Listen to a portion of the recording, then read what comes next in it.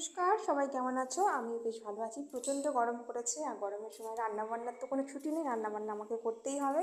তো চলে এসেছি আজকে একটা রান্নার ভিডিও নিয়ে তোমাদের সঙ্গে শেয়ার করতে। তো ভিডিওটা স্কিপ না করে পুরোটা দেখতে থাকো। তো আজকে যেহেতু বলেছিলাম দুদিন আগে বাবা এসেছিলো বাড়িতে, তো বাবা আসলে যা হয় একটু আমার বাড়িতে এসেছে অনেক দিন পর, নিজের হাতে একটু রান্না করে খাওয়াতে বেশ ভালো লাগে। তো আজকে রান্না করছি আমি সব রকম সবজি দিয়ে মাছের মাথা দিয়ে একটা ছ্যাঁচড়া করছি। আর এখানে আছে তোমার দেশি ডিমের একটা হালকা করে ঝোলই করবো, এটা কষানো করবো না, এটা ঝোল করব।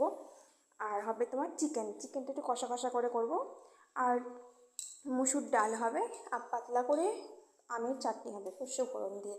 আর সবার শেষে আমি ভাত করি, কারণ সকালে আজকে খেয়েছিলাম সবাই মিলে আমরা রুটি, দুধ, আম এগুলো খাওয়া হয়েছিল। তো দুপুরে সবাই এগুলোই খাওয়া দাওয়া হবে আমাদের।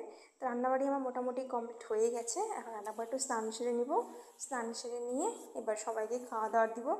আমার দুই মেয়ে, আমার হাজব্যান্ড, আমার বাবা, সবার জন্য ফ্রিজ থেকে জল টল বের করে টেবিল রেডি করে ফেলেছি। এখন ওদেরকে খাওয়ার দাওয়ার দিয়ে তারপর নিজেরা খাওয়া দাওয়া করব। তো আমার রান্নাগুলো তোমাদের কেমন লাগে ভিডিওতে অবশ্যই জানাবে।